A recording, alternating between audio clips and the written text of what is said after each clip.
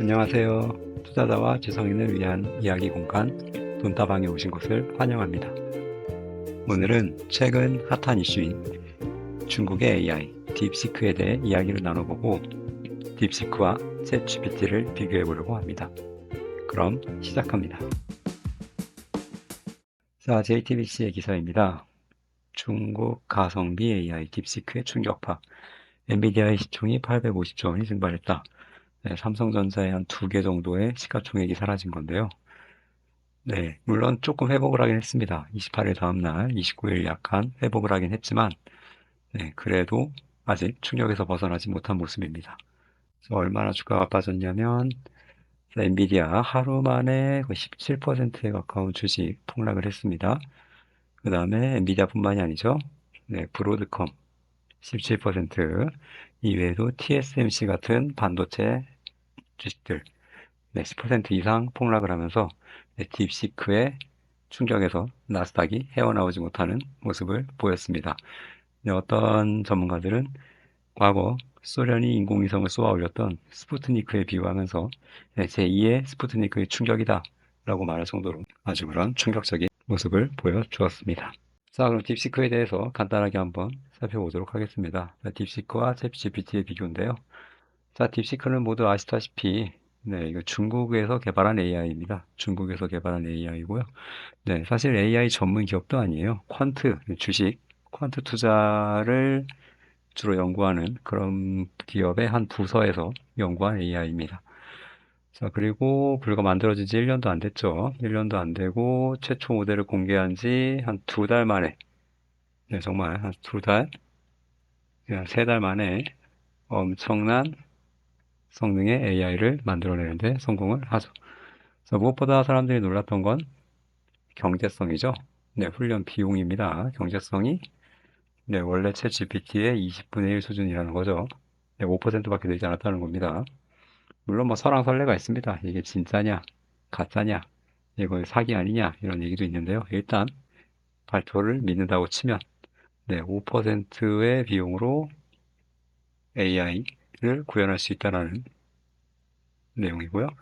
그래서 필요한 GPU의 수, 이건 비교도 안 되죠. 2% 정도의 개수로 AI를 뽑아낼 수 있다는 거고, 자, 무엇보다 사람들이 열광한 게 이 비용이죠. 네, 딥시크는 전부 무료. 반면 챗 GPT는 무료 버전도 있지만, 네, 지금 일부 버전은 유료 버전으로 운영이 되고 있죠. 네, 비싼 거 가격이 꽤 비쌉니다. 네, 거의 10만 원이 넘어가는 그런 비용을 받고 있는 그런 챗 GPT이기 때문에 상대적으로 이 무료란 점이 아주 매력적으로 다가오고 있습니다. 자, 구조도 차이가 있죠. 딥시크는 공개, 오픈 소스를 공개했습니다. 그리고 챗GPT는 네, 운영사가 오픈 AI인데 이 오픈이라는 말과는 무색하게 클로즈드죠. 네, 막혀 있습니다. 제가 공개를 안 하죠. 네, 그래서 이 오픈 소스를 공개하고 있기 때문에 지금 아마 우리나라 기업 네이버, 카카오 아주 바쁠 거라고 생각을 합니다. 이 오픈 소스를 통해서 다시 한번 구현을 해보고 그대로 구현을 해보고 어떻게 응용하면 좋을지 아마 부지런히 지금 연구를 하고 있을 거라 생각이 듭니다. 비용 감소, 그리고 이런 엄청난 하드웨어가 없어도 게이밍 PC 성능이 낮은 그러한 그래픽 카드를 통해서도 AI를 구현할 수 있다라는 점이 아주 매력적으로 다가오고 있는 상황입니다.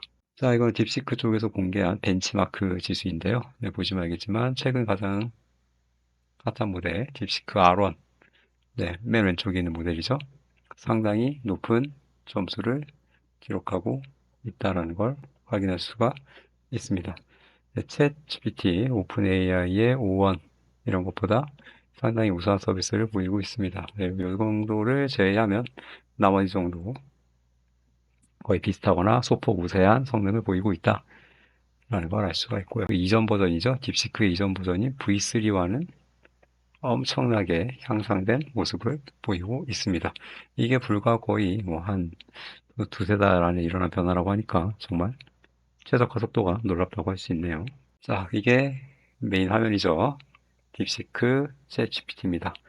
자, 오늘은 네, 딥시크와 챗 GPT 무료 버전을 한번 세 가지 질문을 통해 비교를 한번 해볼 겁니다. 똑같은 질문을 하고요. 어떻게 응답하는지 한번 사이를 보면서 어떤 AI가 조금 더 효율적인지, 조금 더 나은지 살펴보도록 하겠습니다. 자, 첫 번째 질문입니다. 자, 주식 관련 질문을 질문해 봤고요. 자, 딥시크의 등장으로 1년 뒤 나스닥 지수가 어떻게 변할지 전망을 해달라는 질문입니다. 자, 이 질문에 대해서 먼저 챗GPT의 답변입니다. 자, 챗GPT의 답변을 쭉 살펴보시면 알겠지만, 특징이 뭐냐면은 굉장히 뭐랄까요? 추상적입니다. 굉장히 추상적이다. 네, 보시면 알겠지만 구체적인 수치가 하나도 없고요. 네, 수치 없습니다. 네, 숫자 안 나오고요. 그냥 굉장히 다 그렇고 그런 얘기, 누구나 할 수 있는 얘기, 그런 얘기들을 해줍니다. 그래서 이걸 읽어보면, 하다가, 그래서, 뭐 어쩌라고. 네, 이런 응답이 나오게 되는 거죠. 네, 왜 검색 기능을 키고 검색을 한 건데요. 네, 아까와 크게 다르지 않습니다. 그냥 출처가 몇 가지만 나왔을 뿐, 마찬가지로 수치 없죠. 수치 없고, 뭔가 추론을 통한 답이라기보다는 그냥 단순한 검색. 네, 그냥 검색한 정보를 그냥 알려주는 수준이라고 저는 생각이 들었습니다. 자, 그러면 반대로 딥시크는 어떠냐 보도록 하겠습니다. 자, 딥시크는 일단 특이한 게, 네, 요런 결과가 최초로 나옵니다. 네, 그리고 요런 것들을 한번 보면, 이게 어떤 거냐면, 이런 식으로 이걸 클릭을 해보면, 자, 자기가 답을 끌어낸 출처를 보여줍니다. 네, 정보의 출처입니다. 보시면 알겠지만 아무래도 중국 AI이기 때문에 이런 한문, 네, 한문 기사들이 꽤 있다는 걸 알 수가 있는데요. 어쨌거나 뭐 중국어로 보여주진 않으니까 큰 문제는 없습니다. 자, 이런 식으로 출처 번호가 써 있는데요. 이 번호를 기반으로 추론을 합니다. 어떤 과정으로 추론을 하느냐? 이런 식으로 보여주죠. 자, 영어긴 하지만 뭐 한번 읽어보면, 네, 자기가 생각한 과정을 구술하는 것으로 얘기를 하고 있습니다. 예, 뭐 딥시크가 뭐 오픈 AI에 뭐 그리고 엔비디아에 뭐 도전을 한다는 것을 뭐 인식을 했다. 그리고 뒤에 보시면 이제 왜 그렇게 생각을 했는지 막 근거가 나와 있는데요. 웹페이지 4와 10. 네, 이걸 통해서 보면은 네, 딥시크 때문에 뭐 나스닥이 드랍을 했다더라. 이런 내용이 나오고요. 그 다음에 웹페이지 147은 이런 내용이 있고, 웹페이지 556은 딥시크의 코스트 에피션시, 가격 경쟁력 이런 거에 대해서 얘기를 하고 있다. 이런 식으로 각각의 근거 자료를 통해 어떤 내용을 끄집어낼 수 있는지 자기의 추론 과정을 밝히고 있습니다. 네, 그리고 그 마지막으로 가장 놀랐던 건 이 끝부분인데요. 자, 대다수의 기사는 25년 1월을 근거로 하고 있기 때문에 네, 롱텀, 장기적으로 봤을 때는 아직 확실하지 않다라고 자신의 한계까지 밝히면서 추론을 하는 모습이 굉장히 인상적이었습니다. 챗GPT와는 사뭇 다르죠. 그래서 이거를 통해 어떤 결과를 이끌어냈냐? 보시면 알겠지만 아까는 볼 수 없었던 이런 구체적인 정보들이 나오고요. 그리고 수치가 나오죠. 하락을 했다, 급락을 했다. 정확한 수치가 나옵니다. 전망을 하는데요. 시기도 알려줍니다. 나름 자기가 판단해서 이 정도면은 반등이 나올 것이다. 나름 자기가 판단을 해서 결과를 알려주는 모습이 참 인상적이라는 생각이 들었습니다. 전부 다 자기가 출처를 제시를 하고 있습니다. 네, 추론의 출처를 제시하고 있다. 확인할 수가 있고요. 그래서 결과적으로 단기와 장기로 나눴을 때 아까 1년 뒤에 상했죠? 자, 1년 뒤 아마 회복세가 나타날 것이다. 새로운 성장 동력으로 작용할 것이다. 라고 결론을 내고 있습니다. 그래서 단기적인 충격을 주는 건 맞다. 하지만 결국엔 장기적으로는 안정을 시킬 것으로 보인다. 네, 이렇게 나와 있네요. 물론 뭐 결론, 딥시크도 약간 추상적이라고 볼 수 있겠지만 저는 뭔가 구체적인 수치에 의해서 추론을 전개하고 결과를 낸다는 점이 딥시크의 장점이라는 생각이 들었습니다. 자, 다음 질문입니다. 자, 다음 질문은 좀 부동산 관련, 국내 부동산. 좀 이번엔 아까는 예상이었다면 이번엔 이미 답이 있는 구체적인 정보를 물어보는 질문을 한번 해봤습니다. 자, 서울에 있는 아파트 전체 세대수와 전용 면적 60제곱미터 이하에 해당하는 아파트 세대수를 알려줘. 라는 질문을 한번 해봤는데요. 아, 챗GPT. 네, 이거 조금 실망적이었습니다. 네. 네. 추정 알려주고 제공되지 않는 것으로 보입니다. 끝. 네. 끝이었습니다. 너무 허무했어요. 챗GPT. 자, 반면, 자, 우리의 딥시크. 아까 나온 대로 열심히 출처를 찾고 자기 나름대로 짱구를 굴립니다. 추론을 시작을 하죠. 자, 그리고 나온 결과를 알려줍니다. 네. 보시면 알겠지만, 나름 연구를 합니다. 보니까 정확한 수치를 확인을 할 수가 없다. 하지만 나는 여기서 뭔가 힌트를 얻었다. 이 공공 데이터 포털이라는 데서 2016년 기준 아파트 현황별, 전용 면적별 이 자료를 제공을 하는 걸 확인을 했다. 하지만 이걸 통해서 내가 조금 확실한 자료를 얻을 수는 없었다. 라는 내용을 밝히고 있습니다. 그리고 이후에 나온 내용 굉장히 인상적이었는데요. 여기서부터는 자기의 생각, 추론을 얘기합니다. 비록 내가 확실한 정보를 너에게 제공할 수는 없지만 최근 이 60제곱미터 이하 상당히 소형 세대, 소형 아파트가 증가하고 있다.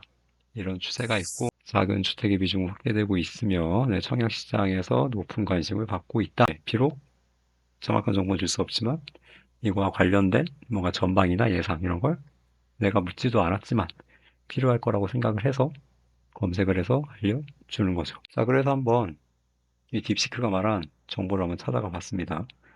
아까 서울시 공공 데이터 포털이라고 했는데 이름이 바뀌었나 봐요. 들어갑니다. 들어가니까 진짜 아까 말한 통계가 나와 있습니다. 아까 딥시크가 말한 통계가 나와 있어서 눌러봅니다. 자, 눌러보니까 이런 식으로 나와 있습니다. 60제곱미터 이하 두 개로 더하면 되겠죠? 네, 이 출처를 찾아가니까 딥시크가 이 자료까지 읽어서 계산을 못 해줬지만 사람이 직접 찾아가서 계산을 해볼 수는 있다. 하지만 너무 옛날 자료죠. 네, 2024년 자료가 나와 있고요. 서울 아파트 전용 면적별로 나와 있습니다. 어떻습니까? 40에서 60. 아까 딥시크가 말한 대로 어때요? 26만 가구에서 49만 가구로 크게 증가했다는 걸 알 수 있죠. 네, 소형 평수가 인기가 있다. 청약시장에서도 인기가 있다라는 내용, 사실인 걸로 검증이 되었습니다. 자, 마지막 질문은 코딩 관련 질문을 한번 해봤습니다. 자, 워드프레스에서 글을 쓸 때 제목 1에 자동으로 밑줄이 들어가는 CSS 코드를 한번 짜줘. 제가 코딩은 잘 모르기 때문에 그냥 간단하게 정말 제가 아는 수준에서 짤 수 있는 코딩 질문을 한번 해봤습니다. 자, 챗GPT입니다. 물어봤더니 이런 식으로 정말 코드를 짜줬습니다. 그냥 이거를 복사해서 붙이면 됩니다. 정말 간단하더라고요. 하는 방법도 알려줍니다. 친절하게 알려주고요. 진짜 이 방법이 맞더라고요. 해보니까 이 순서대로 하면 메뉴가 나옵니다. 그리고 이걸 복사해서 붙여 넣으면 적용이 됩니다. 이 명령어는 이런 뜻이야. 이런 뜻이야. 이런 뜻이야. 설명도 해주는 아주 친절한 챗 GPT였습니다. 자, 다음은 딥시크입니다. 자, 딥시크 마찬가지로 추론 과정을 거쳐서 나름대로 답을 줍니다. 딥시크도 챗 GPT처럼 카피 눌러서 그대로 붙이면 됩니다. 네, 붙이면 되고 여기도 마찬가지로 설명을 해주죠. 자, 이렇게 1.5 두께로 4 픽셀 간격을 조정을 해서 우리가 밑줄을 넣을 거야 라고 얘기를 해주고 있는데요. 그리고 때에 따라서는 네가 색깔도 넣을 수 있어. 이렇게 옵션까지도 얘기를 해줍니다. 자, 그럼 결과는 어떻게 됐느냐? 자, 왼쪽 건 챗 GPT의 밑줄이고요. 오른쪽 건 딥시크의 밑줄입니다. 둘 다 밑줄은 잘 들어갔어요. 자, 그런데 이번 경우에는 제 딥시크에 조금 문제가 있습니다. 왜냐면 제가 워드프레스에 코드를 넣었는데요. 이런 식으로 빨간색으로 표시가 되죠. 뭔가 오류가 있다는 겁니다. 네, 그래서 적용이 안 됐어요. 두께 1.5 픽셀로 하라고 했는데 두꺼워지지 않았죠. 그리고 무엇보다 옵셋, 간격, 글자와 밑줄의 간격을 4픽셀 하라고 했는데 안 들어갔습니다. 챗 GPT는 이게 5가 들어간 거거든요. 네, 비교해 보시면 안 들어갔다는 걸 알 수가 있어요. 그래서 이 워드프레스 코딩 같은 경우는 딥시크보다 챗 GPT가 성능이 좋았다라고 정리를 해볼 수가 있겠습니다. 자, 오늘의 정리 한번 해보도록 하겠습니다. 자, 미래 주식 동향을 예측하는 질문엔 딥시크가 수치를 포함해서 나름의 추론 과정을 통해 조금 더 자세하고 구체적으로 대답을 해줬다 라는 내용이었고요. 두 번째, 국내 부동산 자료를 요구하는 질문에서는 딥시크와 챗GPT가 모두 정확한 답을 내지 못했습니다. 좀 국내 자료 검색에서는 조금 둘 다 약한 모습을 보였습니다. 그러나 딥시크는 최대한 자료를 찾아보기 위한 흔적을 보여줬죠. 그리고 그걸 통해서 실제로 정확한 자료를 찾을 수가 있었습니다. 관련된 동향이나 그러한 분위기도 충분히 전달을 해줬고요. 딥시크가 훨씬 더 나은 성능을 보였다. 자, 마지막으로 워드프레스 같은 경우는 챗 GPT가 딥시크보다 조금 더 정확하고 깔끔한 그런 코딩 명령어를 제시를 해줬다라고 볼 수가 있겠습니다. 그래서 종합적으로 정리를 해보면 제 개인적인 생각으로는 무료 버전, 챗 GPT 무료 버전보다는 어차피 똑같이 무료니까요. 무료를 기준으로 봤을 땐 딥시크가 챗GPT보다 지금 당장 성능에서는 조금 더 앞서지 않나라는 생각을 한번 해보게 되었습니다. 물론 챗GPT 유료 버전은 훨씬 더 딥시크보다 기능이 많고 빠르고 정확할 거라고 생각을 합니다. 오픈 AI에서 지금 연구 중인 신기술 같은 것도 공개 안 된 것들이 많이 있겠죠. 그런 것들을 감안했을 때 무작정으로 이 딥시크가 챗GPT보다 성능이 좋다라고 단언하기는 어려울 것 같기도 합니다. 자, 오늘의 돈다방 어떠셨는지 모르겠네요. 조금이라도 도움이 되셨길 바라면서 마치도록 하겠습니다. 감사합니다.